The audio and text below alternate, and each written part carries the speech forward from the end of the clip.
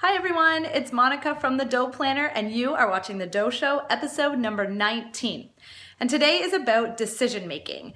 This I have a really tricky time with, and I think that's kind of the reason why I wanted to share some ideas that I use when I try and make decisions, because I tend to be the person that weighs both sides of everything, especially when it comes to things like placements. And I know that a lot of others have that same issue. So I wanted to share some tips that I use to try and make a decision. So first of all, I feel oftentimes that it's hard to know whether or not I'm making the right decision or the wrong decision. So I will sit down and I will think, is this going to affect me greatly in 10 days? How about 10 months or 10 years? The single decision, how will it affect me in those 3 different time frames? So that kind of helps me to put things in perspective. If this is a really big decision, then I need to kind of think further and consider some other things. If it's something that is just a very quick and easy decision, something that's not even going to affect me in the next 10 days, then I feel like it's much easier to make that decision and I can be quicker in doing so. The second thing that I do is I write pros and cons lists.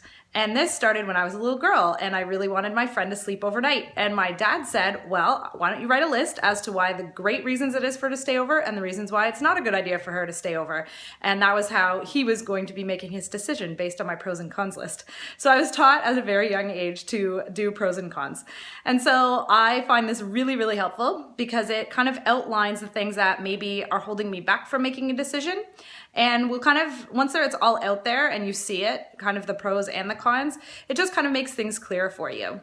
And the third thing that I like to do is just to write it all out. So if this is a problem that I'm having especially, and I need to make a decision on a problem, I tend to write out the whole entire problem. And just seeing it all out there, much like the pros and cons list, it just kind of helps to make things a little bit clearer.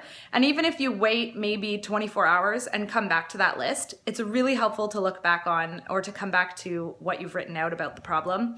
And it makes things again more clear once you've kind of left it. Even if you just want to go for a walk and then come back and reread it, sometimes clarity happens like that. So those are my 3 tips for you in how to make a good business decision. So good luck with all of the decisions you need to make today and do something awesome. Okay, bye.